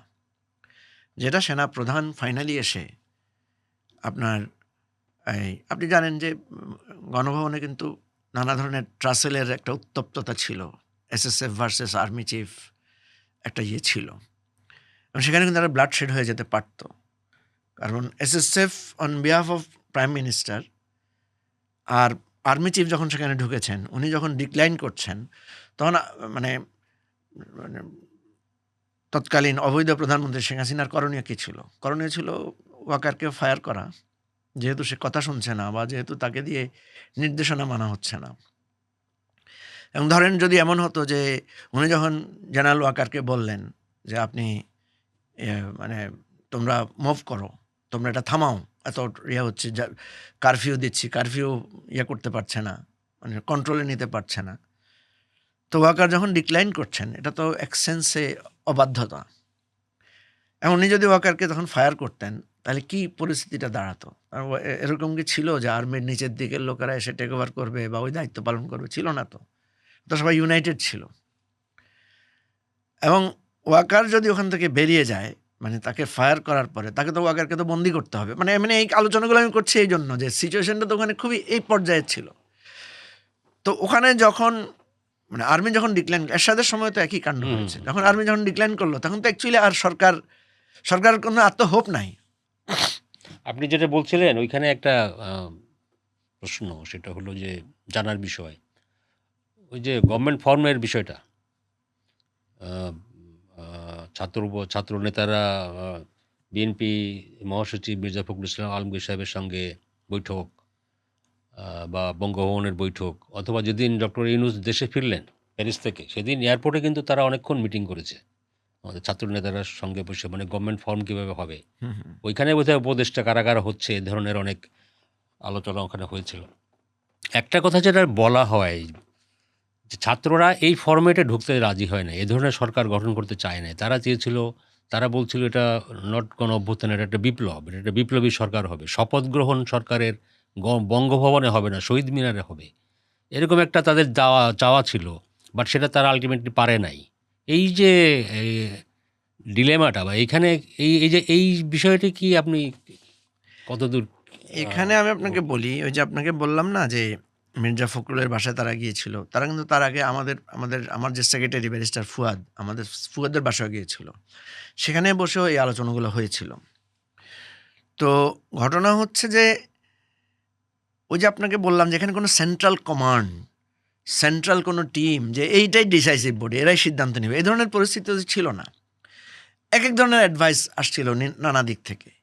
ধরেন এই জায়গাটা এতই জটিল, এই জন্যই বলছিলাম যে ওই সময় যদি তারেক রহমান সাহেব দেশে থাকতেন অনেক কনক্রিট ডিসিশন হয়তো মেক করা যেত। কারণ একদিকে পলিটিক্যাল পার্টিগুলোর মধ্যে স্ট্রং আপনার এই কী বলে স্টেক হোল্ডার হচ্ছে বিএনপি এবং জামাত, আমি ধরে নিলাম। আর এর বাইরে ছাত্রদের সাথে কানেক্টিং মানে মুভমেন্টের মধ্যে আছি আমরা, এই পুরো জোটটা মানে গণতন্ত্র মঞ্চ, এবি পার্টি, এই টিমটা আমরা আলাদা করে একটা ওদের সাথে খুব ক্লোজলি, কারণ বিএনপির লোকেরা আমাদেরকে ব্লেম করে যে আমরা মনে হয় ছাত্রদেরকে চালাচ্ছি, আবার ছাত্ররা আমাদেরকে মনে করে যে আমরা এই বিএনপি টিএনপির দিকে তাদেরকে নিয়ে যাচ্ছি, যে রাজনৈতিক নেতাদের কাছে নিয়ে যাচ্ছি। কারণ অ্যাকচুয়ালি আমরা হয়তো আমাদের একটা নৈতিক প্রভাব আছে তাদের উপরে, আমাদের একটা আত্মিক সম্পর্ক আছে, কিন্তু আমরা তো এই টোটাল মাস মুভমেন্ট তো আমরা কন্ট্রোল করছি না। টোটাল মাস পিপল তো কন্ট্রোল একটা বিরাট অংশ তো বিএনপি এবং জামাতের লোকদের আছে। কারণ এই আন্দোলনে জামাতের ইনভলভমেন্ট খুবই কোর লেভেলে, মানে এক্সিকিউশন লেভেলে। বিএনপির হচ্ছে একদম মাস। ধরেন আমি তো বললাম যে তারেক রহমান সাহেবের সরাসরি কমিউনিকেশন ওদের সাথে, এটা কিন্তু এই কমিউনিকেশনটা বিএনপির অন্য নেতারা কিন্তু জানেন না, এবং ওটা উনি সরাসরি করেছেন। কিভাবে করলেন উনি লন্ডন থেকে? উনি প্রথমে আগ্রহী ছিলেন না বলতে উনি নিজে ইনভলভ হতে চান নাই। উনি চাইছেন ঠিক আছে সালাউদ্দিন করছো, তোমরা করছো, অন্যান্যরা করছো, তোমরা করো। সালাউদ্দিন সাহেব বা শিলং থেকে কিভাবে করতে? সালাউদ্দিন সাহেব অনেক আগ থেকেই আমাদের যখন ওই যে 28 অক্টোবরের আমাদের যেই ঢাকা ঘেরাওয়ার কর্মসূচিটা, তখন থেকে আমরা বুঝছিলাম যে মানে মির্জা ফখরুল ইসলাম আলমগীর এখানে ফিল্ডের একজন নেতা, উনি আমাদের এখানে প্রধান নেতা, কিন্তু এর বাইরেও বিএনপির আরেকটা প্রধান নেতা আছেন, উনি হচ্ছেন সালাউদ্দিন আহমেদ সাহেব। এবং সালাউদ্দিন আহমেদ সাহেব যে কমিউনিকেশনটা করতেন সেটা অন বিহাফ অফ চেয়ারপারসন, এটা উনি বলতেন যে হ্যাঁ চেয়ারপারসনের সাথে আমার কথা হয়েছে, উনি এটা ধারণাটা দিতে চাইতেন। এবং অনেক সেন্সিটিভ আলোচনা, যদি আমরা আগ্রহী থাকতাম না ওনার সাথে সেন্সিটিভ আলোচনাগুলো করতে, কারণ একটা ভয় ছিল যে কী ব্যাপার ওই ওনার সাথে কমিউনিকেশনটা কতটুকু সেফ। বাট উনি অনেক আগ থেকেই এই ইনভলভটা ছিলেন এই যে মুভমেন্ট আন্দোলন কীভাবে হচ্ছে না হচ্ছে এগুলোর ব্যাপারে। মানে বোঝা যাচ্ছিল যে উনি মানে বিএনপির, যদি আমি ধরি জনাব তারেক রহমান 1 নম্বর ব্যক্তি, 2 নম্বর ব্যক্তি যদি ধরি মির্জা ফখরুল ইসলাম আলমগীর, 3 নম্বর অনায়াসে ধরা যায় যে ওটা মানে সালাউদ্দিন আহমেদ সাহেব, কারণ কোঅর্ডিনেশনটা উনি এভাবে করতেন। মানে টাইম ডিফারেন্সটা যেহেতু এটা এখানে কম, এটা একটা ইস্যু মানে বিষয় হতে পারে, সেটা হতে পারে। কারণ আসলে তো আমরা অত ডিটেইল আলোচনা করতে পারি না এর জন্য। তা আমরা যে কাজটা করেছি, মানে পার্সোনালি আমরা যে কাজটা করেছি, আমরা এই কোঅর্ডিনেশনটা করেছি রাজনৈতিক নেতাদের সাথে ছাত্রের এই। তো আপনি যে প্রশ্নটা, এটা খুবই এটা ইতিহাসের এই প্রশ্নের জবাব আমরা কখনোই মিলাইতে পারবো না, কারণ অ্যাকচুয়ালি তখন আমরা কেউ অথরিটি না। মানে এমনটা যদি আপনি মনে করেন বা আসিফ নাহিদরা যদি মনে করে যে না আমরা ওরা সিদ্ধান্ত দিব, ওরাদেরও ওই অবস্থা ছিল না, ওরাও একটা দোলাচালে ছিল। আমরা ওদেরকে বিভিন্ন রকম দোলাচলে, মানে ওরা তো তখন সবাই একসাথে ছিল, তো তারা নিজেরা মিলে সিদ্ধান্ত নিতে পারতো। ওখানে তাদের উপর হয়তো অন্যদের ইনফ্লুয়েন্স ছিল, অনেকে তাদেরকে প্রভাবিত করেছিল সিদ্ধান্ত নিতে, সেটা হতে পারে, কিন্তু ওরা কিন্তু সিদ্ধান্ত নেওয়ার মতো অবস্থায় ছিল ওদের। এবং সারা দেশের মানুষ পলিটিক্যাল পার্টির লিডারদের চাইতে তাদের প্রতি তাদের দিকে তাকিয়েছিল, এটাও তো সত্য। এখানে 3টা ফিগার, মানে আমার দেখা, আমি আবারও বলছি এটা আমি একমাত্র আমার দেখা একমাত্র সঠিক, এটা তো ভাবার কোনো কারণ নাই। মাহফুজ হচ্ছে ইন্টেলেকচুয়ালি শার্প, মানে তার সে কমিউনিকেশনে ঠান্ডায় জায়গাটা আছে, বাট ডিসিশন মেকিংয়ে, ডিসিশন ইমপ্লিমেন্টেশনে আসিফ মাহমুদ হচ্ছে খুবই মানে প্রম্পট ডিসিশন নেওয়ার ব্যাপারে। আর নাহিদ হচ্ছে সে ব্যালেন্স করে, দুইটা দিককে সে ব্যালেন্স করে, সে এক ধরনের ডিসিশন মেকিং প্রসেসে, বাট সে হচ্ছে চেক অ্যান্ড ব্যালেন্স। তো এই জায়গাটায় আমরা যেটা আপনি যেটা বলছেন যে একটা বিপ্লবী সরকার গঠন করা, শহীদ মিনারের শপথ নেওয়া, এই আলোচনাগুলো বিভিন্ন জায়গা থেকে এসেছে, স্ট্রংলি এসেছে ফরাদ মাজার কাছ থেকে, স্ট্রংলি কিছু আমাদের বাইরে যে সমস্ত মানে ওই যে কী বলে ইনফ্লুয়েন্সাররা বিভিন্ন রেখেছেন তাদের পক্ষ থেকে এসেছে, কিন্তু এটা তো এত সহজ না, ঠিক আছে? আর সবচেয়ে বড় কথা হচ্ছে বিএনপি একটা ফরম্যাটের মধ্যে, বিএনপি যখনই মানে আন্দোলনের শেখ হাসিনার পতনের পর বিএনপির ফোকাসটা চলে গেছে যে কীভাবে সাংবিধানিক ওয়েতে ক্ষমতা আসা যায়, কারণ বিএনপি তো ক্ষমতা দখল করতে পারে না, বিএনপি তো ক্ষমতায় বসে যেতে পারে না, কারণ এটা তখন তো এমন না যে আমরা কেউ যাই কাউকে নিয়ে বসাই দেবো, এরকম না, যে কোনো একটা পদ্ধতিতে আপনাকে ফলো করতে হবে। তো এই জায়গাটা আমি তো বললাম যে এইটা সবাইকে নিয়ে বসে এটা করবে কে? এটা করতে পারতেন প্রফেসর ইউনূস, উনি আসার পরে সবাইকে নিয়ে বসে এই গভর্নমেন্টের মোড অফ অ্যাকশন কী হবে, এটা টার্মস অফ রেফারেন্স কী হবে, এটা কতদিনের সরকার হবে, এই সরকারের এখতিয়ার কী, এই জিনিসগুলো উনি সেটেল করতে পারতেন প্রথম মাসের মধ্যে। কিন্তু যখন মানে আপনি দেখবেন, আপনিও যদি ভালো করে খেয়াল করেন, প্রথম ১-২ মাস নিয়ন্ত্রণ পুরো কিন্তু ছাত্রদের হাতে, পুরো সব কিছু কিন্তু ছাত্র, তখন রাজনৈতিক নেতাদের এত তৈরি হয়নি। আপনি ৮ তারিখের দৃশ্যটা খেয়াল করেন, আমরা গিয়েছি, আমরা সবাই গেস্ট, বঙ্গভবনে গিয়েছি, কার কোথায় চেয়ার, আমরা কিন্তু কিছুই পার্ট না, সরকার হচ্ছে মানে শপথ হচ্ছে, আমরা পার্ট বলতে কি আমরা অ্যাডভাইজারি জায়গায় ভূমিকা রেখেছি, কিন্তু সরকার তো হয়ে গেছে, সরকার দাঁড়িয়ে গেছে। সেখানেও মির্জা ফখরুল ইসলাম আলমগীর গেস্ট হিসাবে গিয়েছেন, এবং দেখবেন আমাদের সবাই, আমরা বেরিয়ে যখন আসছি সবাইয়েরই ইন্টারভিউ নিয়েছে সাংবাদিকেরা, আমরা সবাই কি বলেছি, হ্যাঁ এটা আমাদের সরকার, আমরা এই সরকার গ্রহণ করি। তার মানে কি? তার মানে হচ্ছে কর্তৃত্বটা, নেতৃত্বটা পুরোপুরি প্রফেসর ইউনূস অ্যান্ড তার টিমের মধ্যে। ওই সময়টা ওনাদের যে সুযোগটা ছিল, ওই প্রথম সময়ের কাজটা, তখন যদি ওনারা এই অর্গানাইজড ওয়েতে কাজটা করতে পারতেন, তাহলে আমরা অনেক বেটার একটা আউটপুট পেতাম, এবং বিএনপি ইলেকশন বলে এত জিগির তুলতেও পারতো না প্রথম দিকে। এবং পরের দিকে কী হয়েছে দেখেন, বিএনপি যখন ইলেকশনের জিগির তুললো, আমরা প্রথমে অপোজ করেছি যে না, বিএনপি এত তাড়াতাড়ি ইলেকশন করে আমরা রিফর্মগুলা, বিচারগুলো আমরা করতে পারবো না। কিন্তু যখন সরকারের আইনশৃঙ্খলা পরিস্থিতি, আদার্স ইস্যু, ছাত্রদের মধ্যে নানা আন্দোলন, নানা পরিস্থিতি, আস্তে আস্তে বিএনপি এটা প্রমিনেন্ট করেছে।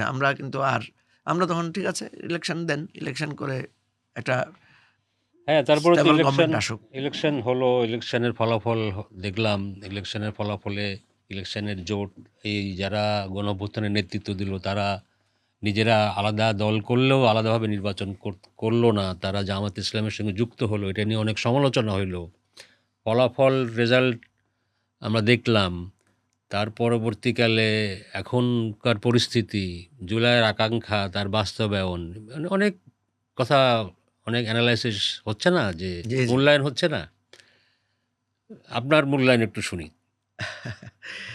না, বললাম তো যে টোটাল সিচুয়েশনটা এত স্পন্টেনিয়াস প্রসেসের মধ্যে দিয়ে গেছে যে আমার কাছে এখনো মাঝে মাঝে স্বপ্নের মতো মনে হয়। হ্যাঁ, দেখেন এই ছাত্রদের যে দল গঠন, এটা নিয়েও সমালোচনা আছে যে এটা করা ঠিক হয়েছে কিনা, না করলে কি হতো। তারও আগে ছাত্রদের সরকারে যাওয়ার সিদ্ধান্ত, সেটা নিয়েও কিন্তু সমালোচনা, অনেকে বলেন এরকম, আপনি জানেন। মানে ধরেন বিকল্প কি ছিল, আমি যেটা মনে করি, এটা মানে আমাদের অবস্থাটা হচ্ছে এমন যে আমি ডানে গেলেও বিপদ, বামে গেলেও বিপদ। ছাত্ররা যদি গভর্নমেন্টে না যেত, গভর্নমেন্টে গিয়েছে একটা বিপদ, একটা খারাপ দিক আসছে, কারণ যাদের উপরে এত আস্থা তারা যখন প্রশ্নবিদ্ধ হয়, আন্দোলনটা তো ক্ষতিগ্রস্ত হয়, এতে কোনো সন্দেহ নাই। কিন্তু যদি না যেত কি হতো, দেখেন এমনিতেই আমাদের বাইরে থেকে প্রেশার গ্রুপ হিসেবে কাজ প্রেশার করতে গ্রুপ হিসেবে কাজ করলে যে ক্ষতিটা হতো, আমি যেটা দেখেছি আর কি আপনাকে বলি, যে ধরেন আমাদের যে ইন্টারিম গভর্নমেন্টটা হয়েছে, সেখানে আপনি যদি সিরিয়ালি দেখেন, প্রফেসর ইউনূসের খুব বেশি আমাদের এই গণ অভ্যুত্থানে প্রত্যক্ষ ভূমিকা নাই।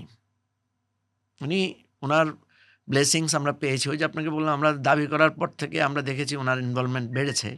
কিন্তু আমরা যদি দেখি গত 17 বছরের প্রফেসর ইউনূসের কিন্তু বাংলাদেশের এই ফ্যাসিবাদ বিরোধী আন্দোলনে উনি ব্যক্তিগতভাবে ক্ষতিগ্রস্ত হওয়া ছাড়া, ব্যক্তিগতভাবে উনি শেখ হাসিনার সেনদৃষ্টিতে পড়া ছাড়া, এবং উনি যখন ঢাকায় বিপদগ্রস্ত তখন কিন্তু আমরা সবাই মিলে আন্দোলন ওনার সাথে আমরা ছিলাম, আদালতে গিয়েছি, অনেক ঝুঁকি নিয়ে আমরা গিয়েছি, এটা জানেন আপনি। But as a whole professor Yunus আমাদের অ্যাসেট, এটা পুরো বাংলাদেশের অ্যাসেট, এটা তো কোনো সন্দেহ নাই। কিন্তু আমি যদি দেখি জুলাইকে উনি কতটুকু ধারণ করেন, এটা কিন্তু আমি বিতর্ক তুলতে পারবো। এই হোল গভর্নমেন্টের মধ্যে জুলাইকে যদি খুব ভালো করে কেউ ধারণ করেন, সেটা করেন আসিফ নজরুল, সেটা করেন নাহিদ ইসলাম, সেটা করেন মাহফুজ, সেটা করেন কিন্তু মানে আসিফ মোহাম্মদ সজীব ভূঁইয়া, আর হয়তো আরও প্রফেসর কারণে থাকা দরকার, অ্যাডভোকেট আদিলুর রহমানের কথা বলতে পারেন, তারপরে ওই যে রেজন আপার কথা বলতে পারেন, এরা আমাদের আন্দোলনের সাথে সম্পৃক্ত। ফরিদ আক্তারের কথা বলতে পারেন, এরা একটা লড়াই সংগ্রামে আমাদের সাথে ছিল, বন্ধু হিসেবে ছিল। তো আমি যেটা বলছি যে যদি এরকম না হতো, আপনি যদি এমন কোনো সরকার হতো যারা জুলাইকে ধারণ করেন না, তখন হয়তো কি সারাক্ষণ ছাত্ররা এই যে একটা মুভমেন্টের মধ্যে থাকতো। এবং এই ধরনের গণ অভ্যুত্থানের পরে কিন্তু পাল্টা অভ্যুত্থান হয়, ভুল বোঝাবুঝি হয়, ব্লাডশেড হয়, নিজেদের মধ্যে কোন্দল হয়, অন্তদ্বন্দ্ব হয়। তো এই জন্য আমার কাছে মনে হয়েছে যেটা হয়েছে মানে একদম খারাপ হওয়ার চাইতে কিছুটা বেটার ফর্মে হয়েছে। আচ্ছা, দলের কথা বলছিলেন আপনি, যত দল করাটা। হ্যাঁ, দল গঠনের ব্যাপারে আমরাও মনে করি যে দল গঠনের সিদ্ধান্তটা একই কায়দার, মানে না করলে কি হতো, না করলে ছাত্রদের মধ্যে বিচ্ছিন্নতা, বিশৃঙ্খলা হয়ে যেত। দল গঠন করা হয়েছে, ঠিক আছে। দল নিয়ে প্রথমে প্রচুর সমালোচনা হয়েছিল যে এটা কিংস পার্টি হয় কিনা, এবং সত্যিকার অর্থে আমরা পেছন থেকে তো এটা অস্বীকার করার উপায় নাই যে এখানে সরকারের এক ধরনের ব্লেসিংস ছিল। মানে উপদেষ্টাদের বাসায়ও অনেক সময় দল গঠনের মিটিং হয়েছে, উপদেষ্টাদের নানা রকমের ইনভলভমেন্ট, এই যে ধরেন আসিফ জয়েন করবে কি করবে না, মাহফুজ জয়েন করবে কি করবে না, এগুলো নিয়ে তো যথেষ্ট ইমেজ নষ্ট হয়েছে, এগুলো নিয়ে প্রচুর প্রশ্ন তোলার সুযোগ আছে। কিন্তু যেহেতু আমরা সবসময় বলে এসেছি যে আমাদের জুলাইয়ের যারা ফিগার, জুলাইয়ের যারা কি ভূমিকা রেখেছে, জুলাইতে আসলে কোনো সেন্ট্রাল ফিগার নাই, তারপরে তো আমরা কারো না কারো পিছনে দাঁড়িয়েছি। ধরেন আজকে যাদেরকে আমরা সমালোচনা করছি এদেরকে, তো আমরা তো এদের ডাকেই তো ঢাকা ঘেরাও, এদের ডাকেই তো শাটডাউন, এদের ডাকেই তো মানে শহীদ মিনারে যাওয়া। তো ঠিক আছে, দল গঠন হয়েছে। আপনি যে দলে ছিলেন জামাত ইসলামী, সেই দল ছেড়ে আপনি চলে এসছেন কিছুটা অনেক ধরনের মত পার্থক্যর কারণেই তো, তাদের আদর্শ ইত্যাদি। সেই দলের সঙ্গে এনসিপির যুক্ত হওয়াটাকে আপনি কি মনে করেন? না, আমি মানে পুরো প্রসেসের মধ্যে দেখছি যে আমাদের অ্যাকচুয়ালি মানে আপনি যদি সিম্পলি বলেন সেটা ভুল, ঠিক আছে। কেন ভুল আমি আপনাকে বলি। আমাদের যে প্রত্যাশাটা ছিল, আমরা যেটা চেয়েছিলাম, বিএনপি তারা 17 বছর ধরে লড়াই করেছে, জামাত 17, আমি যদি জামাত 30 বছর ধরে লড়াই করেছে, কারণ তাদের একটা দীর্ঘ লড়াই সংগ্রামের ইতিহাস আছে। কিন্তু এই দলগুলোকে তো আমরা রিজেক্ট করেছি, নাহলে আমরা নতুন দল করলাম কেন? নতুন দল করা মানেই হচ্ছে আমি বিএনপিকে রিজেক্ট করি, আমি জামাতকে রিজেক্ট করি, আমি আওয়ামী লীগকে রিজেক্ট করি, আমি ওল্ড সব দলকে রিজেক্ট করেই তো আমরা একটা দল করেছি। সো আমাদের উচিত ছিল আমাদের একটা ইন্ডিভিজুয়াল পজিশন নিয়ে দাঁড়ানোর জন্য।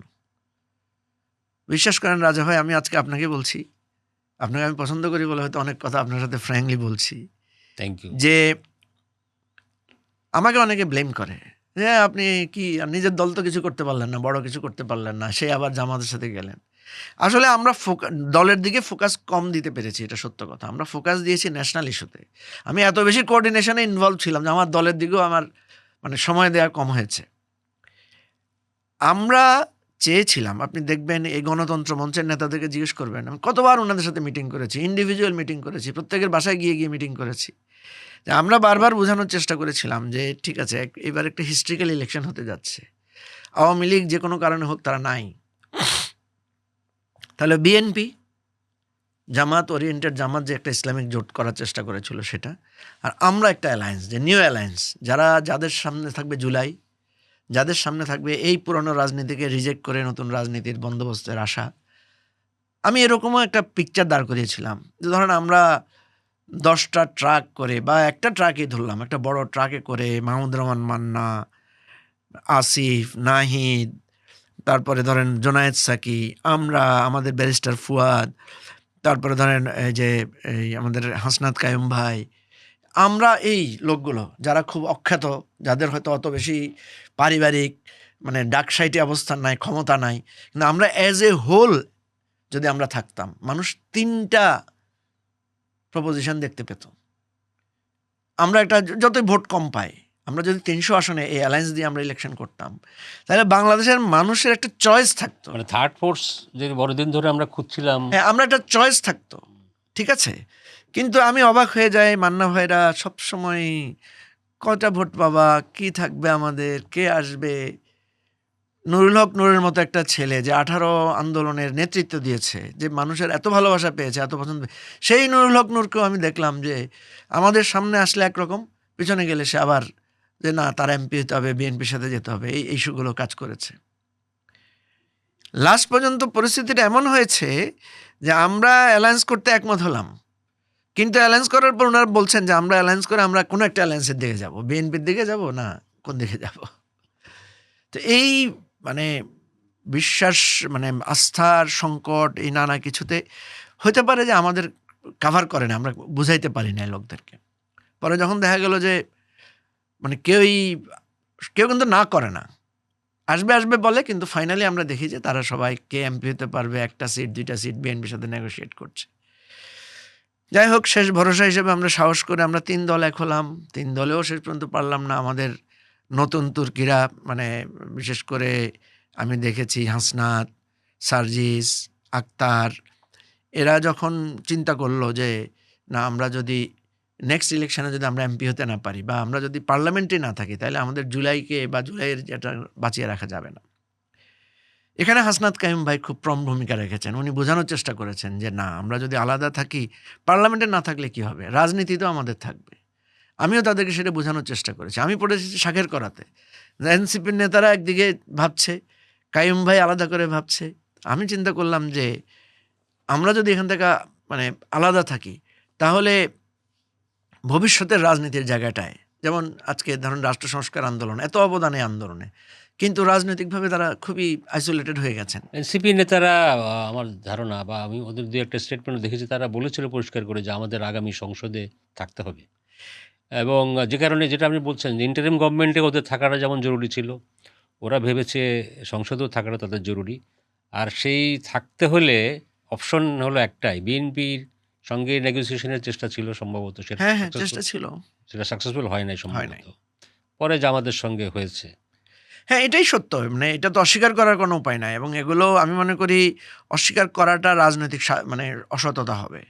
বিএনপি নেগোসিয়েশনে হয় নাই, কারণ বিএনপি অ্যাকচুয়ালি প্রপারলি এই যে জুলাই সনদটাকে যদি বিএনপি ধারণ করত, ধরেন বিএনপি যদি জুলাই ইস্যুটাতে সিরিয়াসলি হয়েও সিটের ব্যাপারটা যদি কম করতো, তাহলেও এনসিপি রাজি হতো। তো বিএনপি সিটের ব্যাপারেও গুরুত্ব কম দিয়েছে, আর জুলাই ইস্যুতে তো বিএনপি ওই যে আপনার ওই ইয়েতে কী বলে, ঐকমত্য কমিশনে বিএনপি তো নোট অফ ডিসেন্ট দিয়ে সেখানে আমাদের মধ্যে একটা পার্থক্য তৈরি করে ফেলেছেই। এখন আমাদের কাছে দুইটা, একটা হচ্ছে নীতি আর একটা হচ্ছে রাজনৈতিক বাস্তবতা, ঠিক আছে।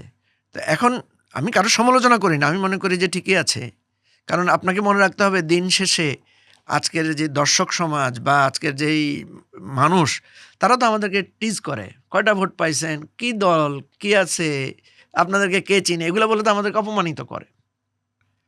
যেমন আমাদেরকে এখন বলে যে পার্লামেন্টে তো যাইতে পারলেন না। তো এই জায়গাগুলো হলে যখন আসে, তখন তো ঠিকই হাসনাত নাহিদদের মধ্যে বা আসিফদের মধ্যে বা সার্জিসদের মধ্যে যে চিন্তাটা আসে যে দিন শেষে আমাকে তো পার্লামেন্টে থাকলে তো আমার একটা গুরুত্ব আছে, আমার ভোটের একটা মূল্য আছে, আমি যদি না থাকি আমাকে তো কেউ আর এসে জুলাইয়ের ভয়েসটাও, মানে জুলাই মানে আমি যারা নেতৃত্ব দিয়েছিল আন্দোলনে, হ্যাঁ, তাদের ভয়েসটাও পার্লামেন্টে থাকে আছে। সেই কারণেই না। এখন কথা হচ্ছে জামাতের সাথে তো জোট আমি জামাতের সাথে জোট, বিএনপির সাথে জোট গেলে ভালো, জামাতের সাথে জোট গেলে খারাপ, আমি এভাবে দেখি না। আমি মনে করি আমি যদি নির্বাচনে জেতার সম্ভাবনা কোথায়, এবং এটা সত্য, আমি এনসিপির নেতাদের এই জায়গাটাই আমি মনে করি সঠিক, যে তারা যদি বিএনপির সাথে জোট করতো তাহলে এত সিট তো তারা পেত না। জামাতের সাথে জোট করার কারণে তারা যতগুলো সিট পেয়েছে, জামাত যেভাবে তাদেরকে আন্তরিকভাবে সহযোগিতা করেছে বা তাদের জায়গাটা ছেড়ে দিয়েছে, বিএনপি তো ছাড়তে পারতো না। বিএনপি বহু জায়গায় দেখা যেত যে আপনার বিদ্রোহী প্রার্থী দাঁড়িয়ে যেত। কম্পারেটিভলি ইলেকশনে জেতার ভোটের জায়গায় জামাতের জায়গায় গিয়ে এনসিপি লাভ হয়েছে। ওকে, ইভেন আমি যদি আমাদের কথাও বলি, আমরা জিতি নাই ঠিক আছে, কিন্তু আমরা যে ভোটটা পেয়েছি এটা জামাতের জায়গায় গিয়ে আমরা ভোটটা বেশি পেয়েছি। যেমন আমি আমার আসনে 80,058 ভোট পেয়েছি, আরও 3-4 হাজার ভোট বাতিল হয়েছে অন্য কারণে। তো আমি যে এতগুলো ভোট পেয়েছি, ঠিক আছে, এখন আমি যদি বিএনপির সাথে গিয়ে জোট করতাম আমার আসনে হয়তো আমি জিততাম, কারণ আমার আসনটা বিএনপি প্রভাবাধীন এলাকা। কিন্তু জুলাই প্রশ্নে তো আমাদের রাজনৈতিক প্রশ্নবিদ্ধতা হতে হতো। এখন আমরা দুইটা জায়গায় প্রশ্নবিদ্ধ, যে জামাতের সাথে কেন আমরা গেলাম, বিশেষ করে আমার ব্যক্তিগত ব্যাপারে, যে আপনি জামাতের সাথে আপনার এত বিরোধ, জামাত আপনাকে এত ফতোয়া দিয়েছে, জামাতের লোকেরা আপনাকে এত অপমান অপদস্থ করেছে, আপনি অনেক কথা বলেছেন যেটা জামাতের জামাত অ্যাপারেন্টলি মনে করেছে জামাতের ক্ষতি হচ্ছে, সেই জায়গায় জামাতের সাথে কেন গেলেন? এটা সত্য কথা, এটা তো একটা, এই প্রশ্ন তো আছেই। কিন্তু আমরা তো একটা কৌশলগত জায়গায় জোটের রাজনীতির কারণে বা ভোটের কারণে গিয়েছি। তো সেই জায়গায় যদি বিএনপি যদি জুলাইটাকে অ্যাকসেপ্ট করতো, আমরা যদি ইলেকশনে নাও জিততাম, বিএনপির সাথে তো আমরা যেতে পারতাম, কোনো অসুবিধা নাই। এখানে তো ভোটের প্রশ্ন, অন্য কোনো প্রশ্ন না। বিএনপি ভোট এবং জুলাই জুলাই। অ্যাকসেপ্ট তো করতে, তারা তো বলছে যে হ্যাঁ জুলাই সনদ অক্ষরে অক্ষরে আমরা না বাস্তবায়ন করব। জুলাই এই জায়গাটা তো অনেকে বুঝে না। বিএনপি যেটা করতে চাচ্ছে সেটা তো বিএনপি যেটা যে নোট অফ ডিসেন্ট দেয়া ছাড়াগুলো, তো সেগুলো নিয়ে তো আমাদের কোনো বিরোধ নাই। সেগুলোর সাথে তো বিএনপির সাথে আমাদের বিরোধ না, আমাদের বিরোধ তো নোট অফ ডিসেন্ট নিয়ে। ওকে, নোট অফ ডিসেন্ট দিয়ে বিএনপি বিপুল ভোটে বিজয়ী হয়ে সরকার গঠন করেছে, তার মানে জনরায় পেয়েছে। সেই হিসেবে তারা বলছে, যুক্তি দিচ্ছে যে আমরা ম্যান্ডেট দিয়েছে মানুষ আমাদেরকে, আমরা অ্যাকর্ডিংলি সংবিধান সংস্কার বা অন্যান্য যে সমস্ত সংস্কার সেগুলি বাস্তবায়ন করব।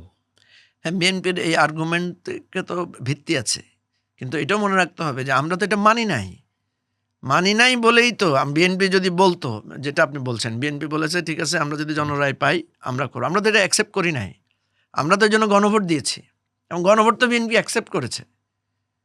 আচ্ছা, এগুলো অন্য বিতর্ক। আমরা এই বিতর্ক তো ধরেন এখন এই বিতর্ক বিএনপি যদি এটার উপরে স্ট্যান্ড করে, বিএনপি এটা যদি স্থির থাকে, এই বিতর্ক জনগণের কাছে যাবেই। কারণ এটা যদি আমরা মেনে নিতাম তাহলে তো আমি বিএনপির সাথে ইলেকশন করতে পারতাম, আজকে তো আমরা পার্লামেন্টে থাকতাম। বিএনপির সাথে আমাদের বিরোধটা কোথায়? সিট নিয়ে তো বিএনপির সাথে কোনো বিরোধ প্রধান হয় নাই। তাইলে আপনি দেখেন, এই যে আপনাকে আমি বোঝানোর জন্য বলছি, যখন ঐকমত্য কমিশনে মিটিংগুলোতে আপনি ফলো করেছেন, তো সেখানে যারা বিএনপির পক্ষে ছিল, বিএনপি তো সবাইকে সরকারে নিয়েছে, সবাইকে এমপি বানিয়েছে, সবাইকে মন্ত্রী ভাগ দিয়েছে। তাহলে আমরা যদি তখন বিএনপি তো বলেছে আমাদেরকে, বিএনপির সাথে ওই যুগপৎ আন্দোলন থাকলে তো আমরা সে জায়গায় থাকতাম। তা আমাদের সাথে বিএনপির বিরোধটা কোথায়? আমরা তো আমাদের সাথে রাজনৈতিক মতাদর্শিক জায়গায় তো জামাতের সাথে পার্থক্য বেশি, বিএনপির সাথে সিমিলারিটিস বেশি। তা বিএনপির সাথে আমাদের বিরোধের জায়গাটা তো জুলাই সংস্কারের অন্তরালে কি? জুলাই সংস্কার অন্তরালে সুশাসন। আমি নিশ্চিত করে রাজা ভাই আজকে আপনাকে সাক্ষী করে বলছি, বিএনপি যে ইস্যুগুলোতে নোট অফ ডিসেন্ট দিয়েছে, এই নোট অফ ডিসেন্টগুলো যদি বিএনপি না দিত কোনো ক্ষতি হতো না, এবং বিএনপি সরকার একটা ভালো গভর্নমেন্ট আকারে থাকতো আরও 5 বছর এবং ইভেন আরও 10 বছর থাকতো। আমরা এটা নিয়ে কিন্তু 5 বছরের মধ্যে বিএনপির সুশাসন প্রশ্নবিদ্ধ হয়ে যেতে পারে যদি বিএনপির সুযোগ আছে, যদি বিএনপি স্যাক্রিফাইস করে, সে যদি বিচার বিভাগকে স্বাধীনভাবে কাজ করতে দেয়, সে যদি পিএসসিকে প্রপারলি করে, তত্ত্বাবধায়ক সরকারকে যদি সুন্দরভাবে সে করতে দেয়, বিএনপি নির্বাচনে হারুক জিতুক, বিএনপি কিন্তু বাংলাদেশের ইতিহাসে একটা মাইল ফলক হয়ে থাকবে। ওকে, আমরা অনেক ধন্যবাদ আপনাকে। এই পরের যে আলাপগুলি করলাম সেটা নিয়ে আমরা আলাদা করে আলাপ করবো আরো বিস্তারিত। আপনাকে অনেক অনেক ধন্যবাদ আমাদের সঙ্গে ধন্যবাদ থাকার জন্য। দর্শক, জুলাই আন্দোলনের নেপথ্যের অনেক কাহিনী, অনেক গল্প, অনেক নতুন তথ্য আমরা পেলাম জনাব মুজিবুর রহমান মঞ্জুর কাছ থেকে। আমাদের এই আলাপ কথা চলতে থাকবে। ভয়েস অফ জুলাইয়ের পরবর্তী পর্ব আজকে এখানে শেষ করছি। পরবর্তী পর্ব দেখার আমন্ত্রণ জানাচ্ছি। ভালো থাকবেন সবাই।